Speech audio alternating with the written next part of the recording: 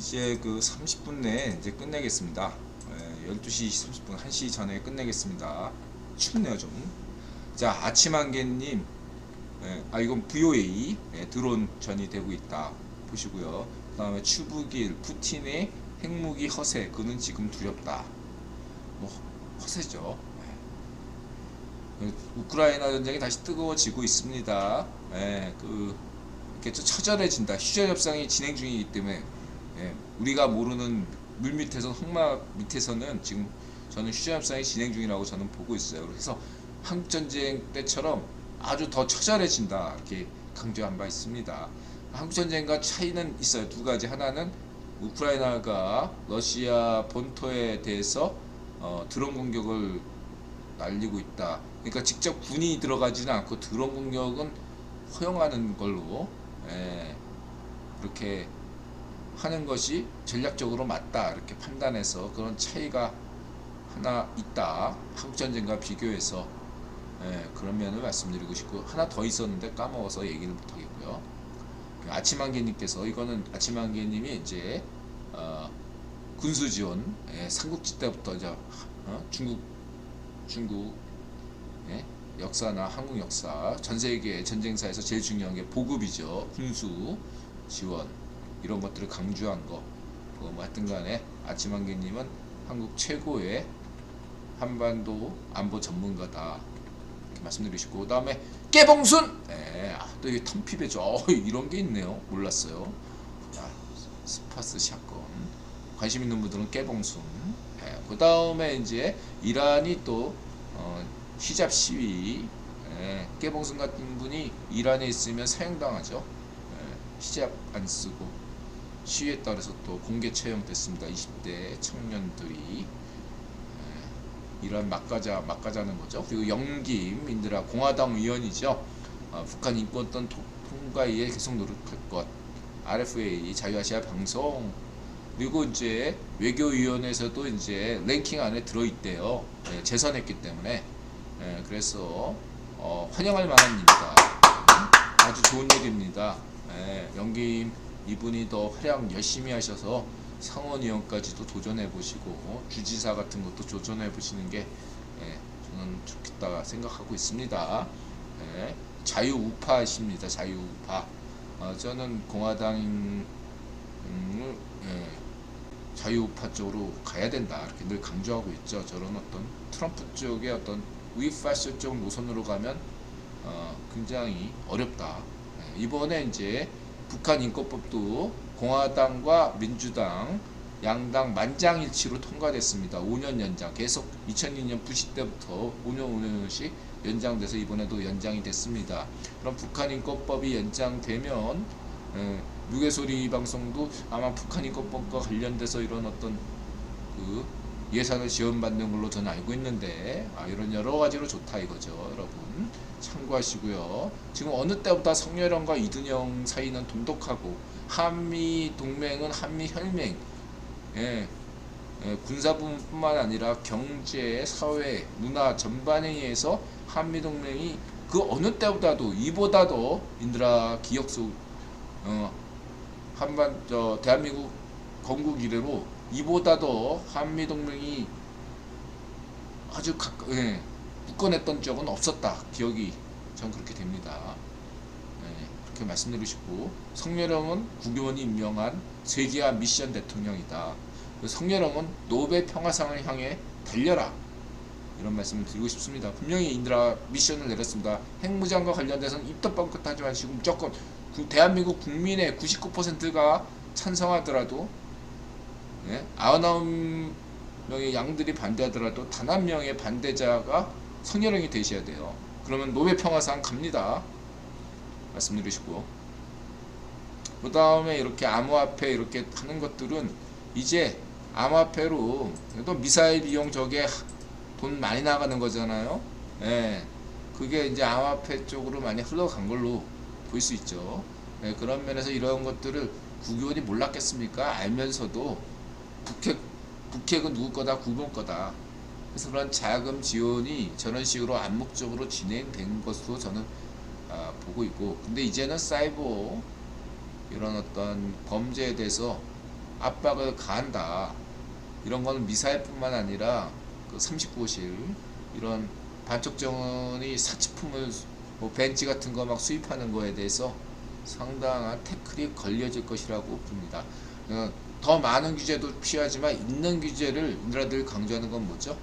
지금 국제 유엔에서 규정한 제재, 북한 제재를 있는 제재만이라도 사실 잘하면 북한은 살아갈 수가 없어요.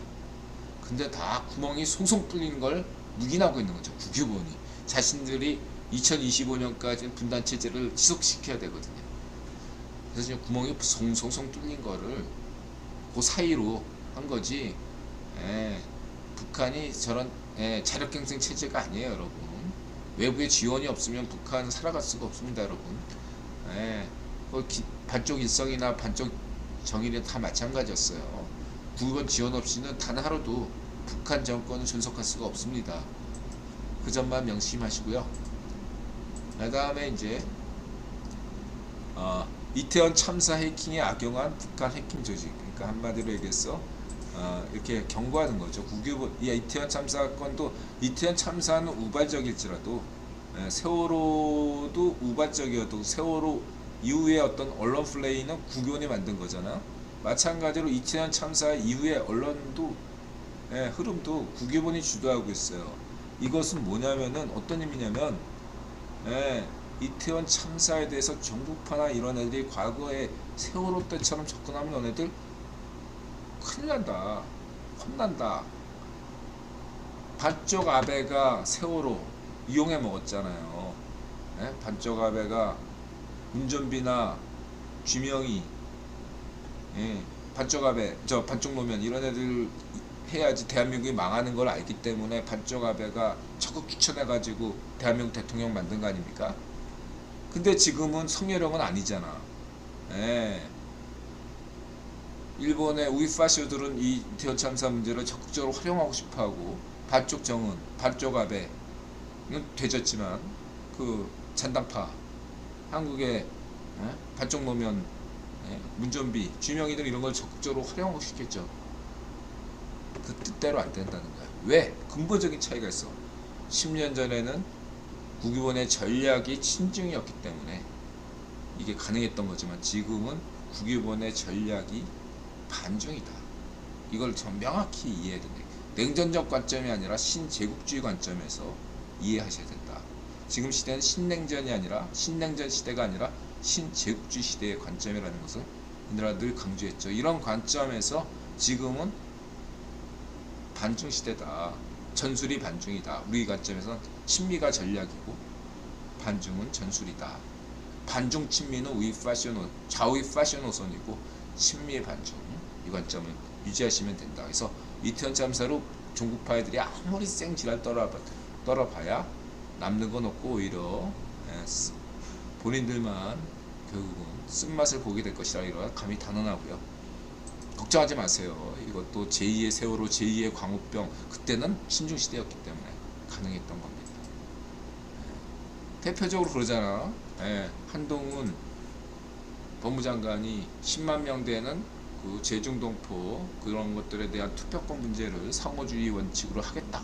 이런 것들은요, 한동훈 법무장관 선에서 되는 게 아니라 국유본이 주도하는 거예요. 이런 거는. 그래서 인들은 한동훈 법무장관, 대부분의 법무부 장관은 국유원이 임명하지 않고 성렬형이 임명하는 건데 한동훈 법무부 장관만큼은 특별하게 국유원이 직접 임명한 거다. 여러분 이해하셔야 되는 게 성렬형과 한동훈 법무장관은 국유원이 둘 다 임명한 거기 때문에 동격이에요.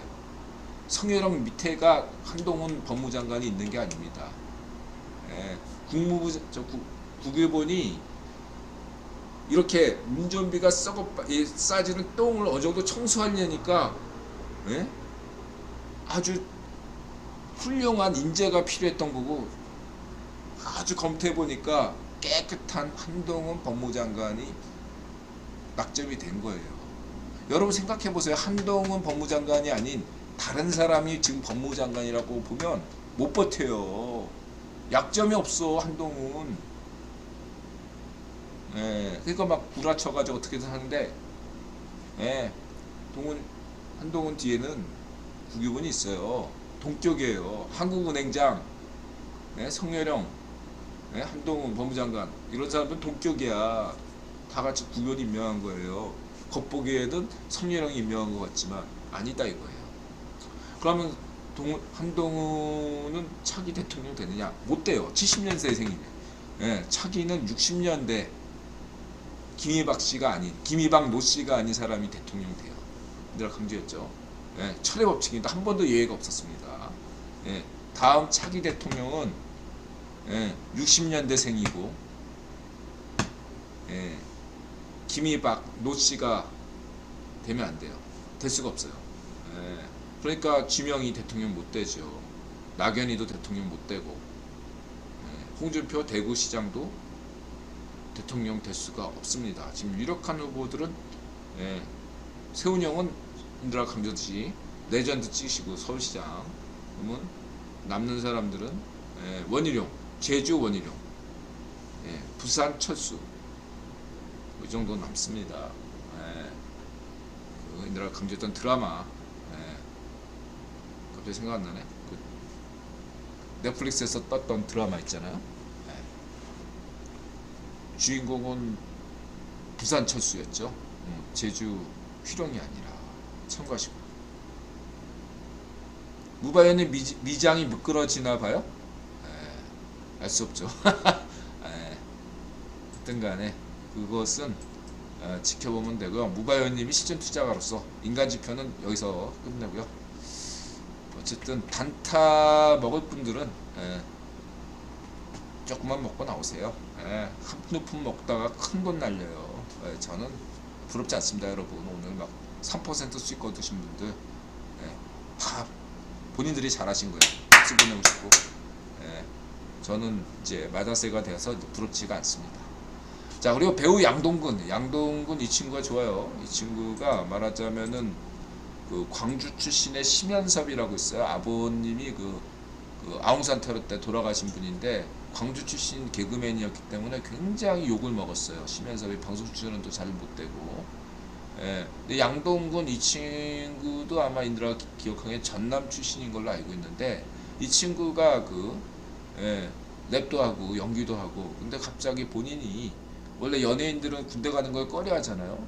본인이, 이 친구가 처음이었던 것 같은데 인드라 기억상, 본인이 남들 다 회피하는 군대를 가는데 가장 어떤 험난한 부대를 자원해 가지고 가서 보통은 연예인 사병 해가지고 연예인 부대에서 생활하잖아요. 이 친구는 그냥 현역 가서 그냥 연예인 부대가 아닌 데서 근무하다 온 걸로 알고 있어요. 그리고 이제 한국의 래퍼들은 카네 웨스트, 나 카네 웨스트를 좋아했지만 지금은 아니야. 걔가 좀 너무 이상해졌어. 잠깐 우입 파셔가 돼가지고 좀 저는 제치는데, 어쨌든 카네 웨스트 영향을 받아가지고 한국의 래퍼들은 대부분 자유우파 성향이에요. 자유우파 성향이 소수야 물론 있죠. 그렇지만 자유좌파 성향도 있느라 인정하고. 대부분 자유좌파. 그래서 저는 한국 래퍼분들에게 걱정하지 않는데 단 하나, 좌우익 파쇼만 되지 말아달라. 자유좌파도 좋고 자유우파도 좋은데 어쨌든 한국 래퍼들은 대부분이 자유우파 노선이다.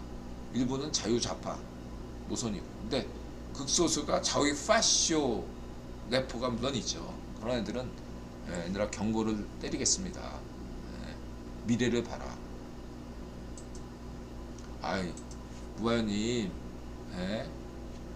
세훈이 형, 저는 종신 서울시장 5년 하고 말 그 대통령은 원하지 않아요. 저는 서울 시민으로서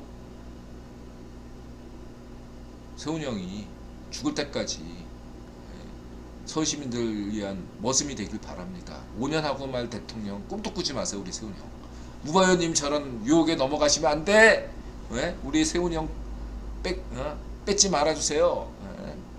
서울 시민들은 지켜야 됩니다. 서울시장. 세훈이 형이 종신 서울시장이 되도록 서울 시민들은 많이 좀 애써주세요.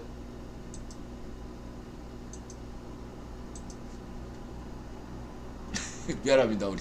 자 그렇고 그다음 워싱턴 이분은 처음 뵙는 제임스 제프리 처음 뵙는 분이고 그다음에 이분은 자주 보는 분 로버트 랩슨 좋은 얘기 많이 하시고 이 조은정 앵커 잘하고 있고요. 아주 조은정 앵커가 뭐랄까 굉장히 질문이 굉장히 날카로워요. 아무리 대본을 외우는 거일지라도 이전의 앵커들과 비교한다면 굉장히 질문이 직접적이고 굉장히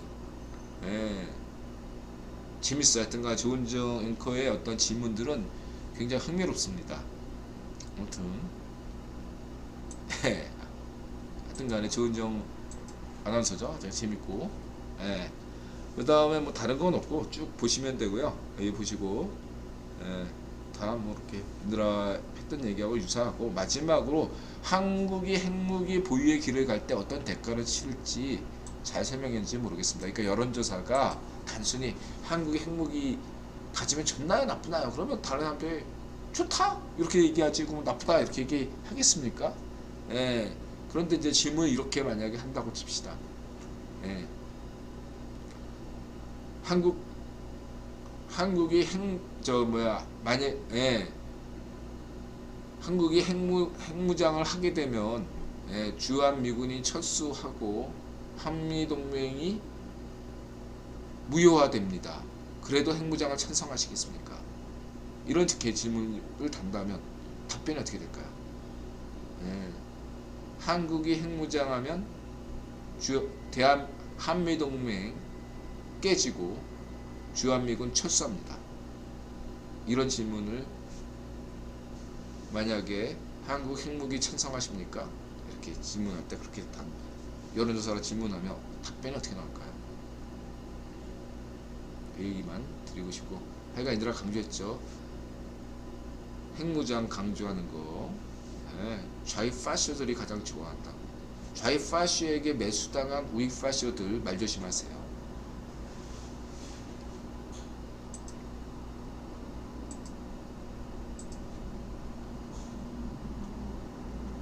김현석 CPI JP모건이 나름대로 리포트를 잘 썼고요. 보시고 그 다음에 김단태 이거는 일리가 있는 얘기예요.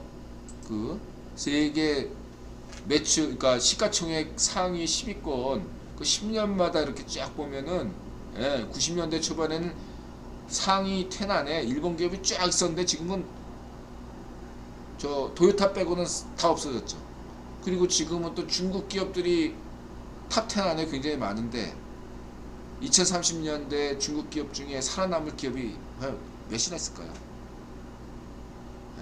그리고 또 지금 오늘날 유명한 애플, 아마존, 뭐 테슬라, 뭐 이런 많은 유사한 빅테크 기업들 중에 몇 개나 살아남을까요? 의외로 10년마다 물갈이가 엄청나게 진행됐다는 것을 우리는 알 수 있습니다. 이런 것들은 잘 지적했다. 말씀드리시고 그래서 지금부터 앞으로 10년 내에 이미 덩치가 커버린 빅테크보다 이제는 만약에 주식 투자를 하거나 한다면은 이제 앞으로 아마존이 되거나 애플이 되거나 그럴 만한 저력을 가진 성장주를 주목해야 된다. 새롭게. 그러면 앞으로 어떤 종목이 주목받게 될 것인가? 뭐 AI죠. AI. 그리고 바이오, 생체 메모리,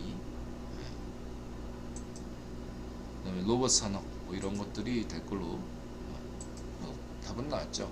가상현실은 가장 어려운 겁니다. 가상현실은 일단 지금 나오는 안경식의 어떤 가상현실 게임들은 눈이 아프대요.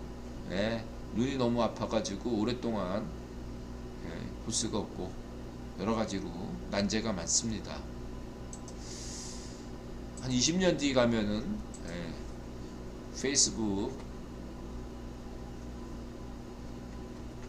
어떤 그런 것이 가능할지 몰라도 향후 10년 내에는 상당히 여러 가지 난제가 있는 걸로 보이고요. 그다음 머스크 요즘 논란이 많죠. 넘어가고요. 이건 뭐 그렇고, 이거는 뭐 코인충. 요즘 뭐 그 문피아 소설을 드라마한 돼서 이게 또 나오는 것이죠.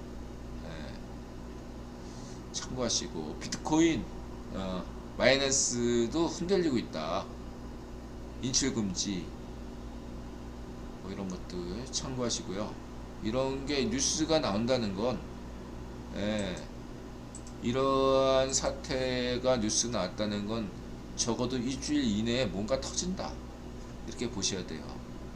직전에 이런 뉴스가 나왔다 이거죠. 저는 참고하시라 이렇게 말씀드리고요.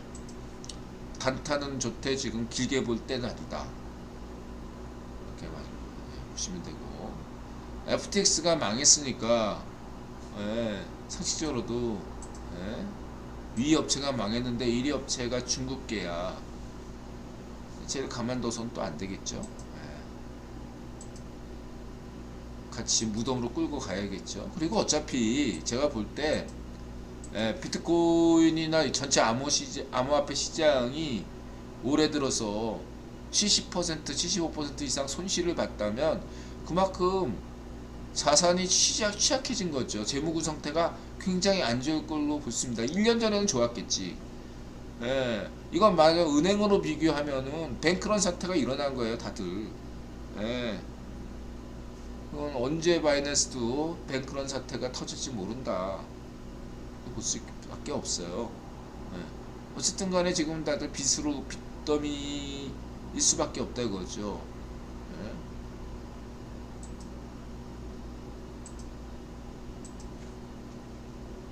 터지긴 터진다. 그리고 어지간해서 버냉키가 이런 얘기 하면 안 되는데, 무슨 뭐 저기 인드라가 우습게 여기는 폴 그루만 같은 애들은 얘기해도 되거든. 무슨 뭐 저기 인간지표 교수 있죠? 맨날 전 세계 시장은 폭락한다. 그런 애들은 원래 인간지표니까 인드라 신경 안 쓰는데, 이 버냉키 같은 사람이, 전 연준 의장이 이 암호화폐를 거론한 정도면 이거는, 예, 그 조심하셔야 된다. 다른 사람도 아니고 버냉키 같은 사람은 그렇게 함부로 말하는 스타일이 아니거든요, 결코. 예, 이것은 달리 봐야 돼요. 예, 순수하게 그냥 있는 그대로 보셔야 돼요. 설사 뭐, 그렇다고 암호화폐가 시장이 망한다고 생각하지 않습니다, 저도. 예, 그러나 옥석 가리기가 처절하게 더 진행될 걸로 저는 보고 있는 거죠. 예, 이렇게 말씀드리고, 그 다음에 메소아메리카 문명의 흥망성쇠, 백석의 빈틈, 올맥. 그래서 저는 늘 제가 지론으로 삼는 게 뭐냐면은, 이 전 세계 모든 문명의 발상의 출발은 수메르 문명이다, 수메르 아카드 문명이다, 이렇게 강조하잖아요. 그런 면에서 저는 수메르 아카드 문명에 속했던 어떤 일단의 사람들이 태풍에 휩쓸리든 뭐든 휩쓸리든 이쪽에 가지 않았을까. 예, 콜럼버스가 이렇게 태풍 같은 거 안 만나고 이렇게 잘 오면은 딱 도착하는 게 저쪽, 예, 쿠바, 아이티, 이 멕시코 해안 이런 데거든요. 예, 바람 좋은 날. 저는 그런 쪽으로, 예, 생각하고 있다. 얘들아 그냥 추정이야 이거는. 예. 여러분들 뭐 2, 3천 년 전에 고대인들의 어떤 해양 실력을 우습게 여기지 마세요. 한국에서도 6천 년 전인가, 기원전 6천 년, 8천 년 전이죠. 배가 있었고 고래 잡았고, 그 다음에 1700년 전, 기원전 1700년 전경에 파푸아 뉴기니 뭐 이런 사람들이 다 하와이까지 갔어요. 쪽배 타고 태평양을. 예? 카누에 사람 몇 명이나 있겠어? 열댓 명? 카누 타고 뉴질랜드, 호주, 피지, 하와이 갔다고요. 그럼 왜 여기는 못 가겠어? 가죠. 좀 그렇게 보고 있고.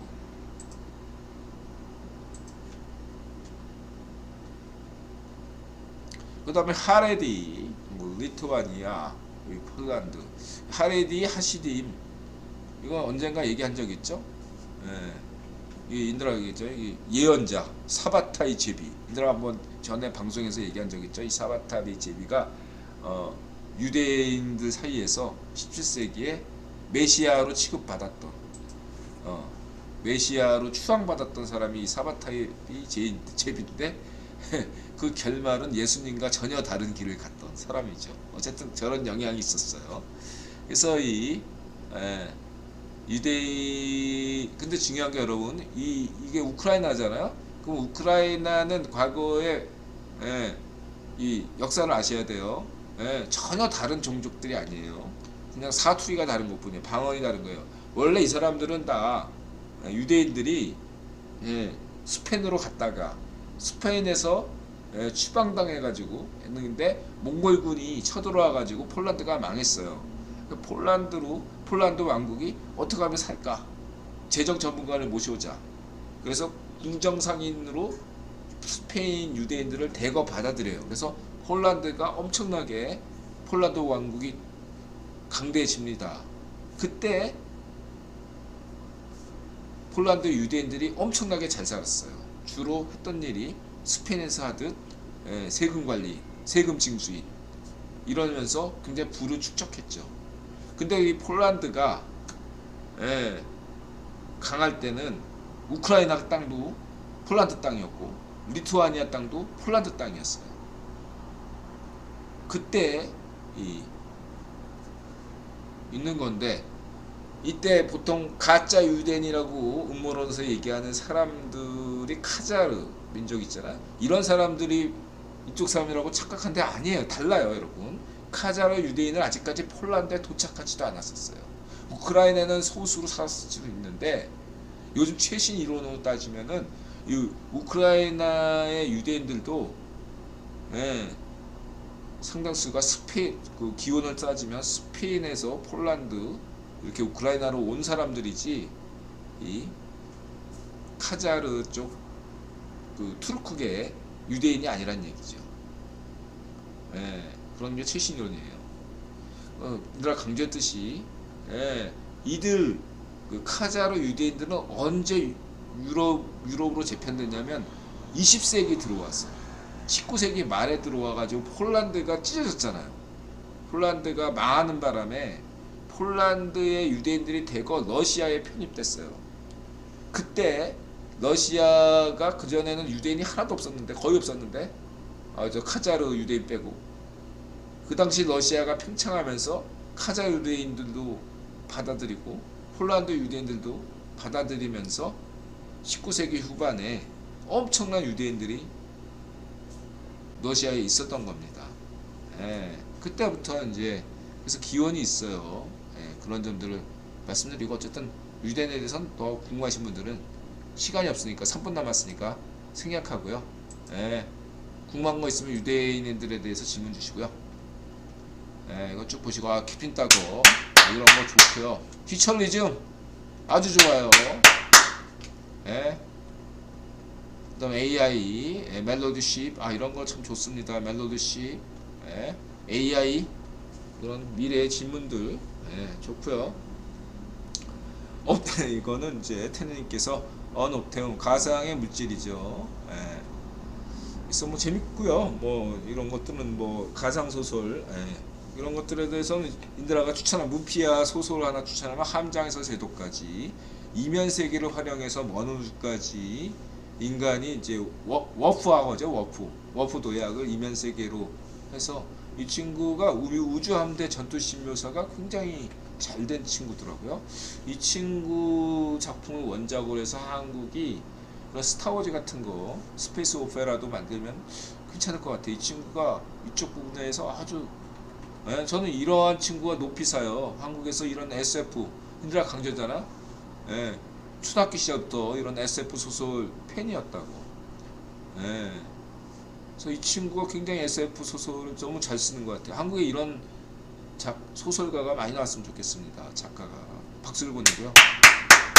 그 다음에 이거는 이제 동전으로 머리치기 이런 어떤 과학적인 거. 그 다음에 과학 쿠키 보시면 되고 휘철리즘 역시 휘철리즘답고 하여튼간에 좁은 데서 10명이 살고 있다. 우리 30년 전 불과 한국도 우리 50대 세대들은 이런 것들을 경험한 분들이 굉장히 많습니다. 한 방에 서너 명이서 같이 사는, 지금은 상상하기 힘들지만 예전에는 저렇게 사는 사람들이 대부분이었어요. 그 박정희 대통령 시절에 우리가 극복할 수 있었던 거죠. 이게 인권이에요. 그래서 박정희 대통령이 한반도 5천년사 최고의 인권 지도자라고 이들아 강조하는 겁니다.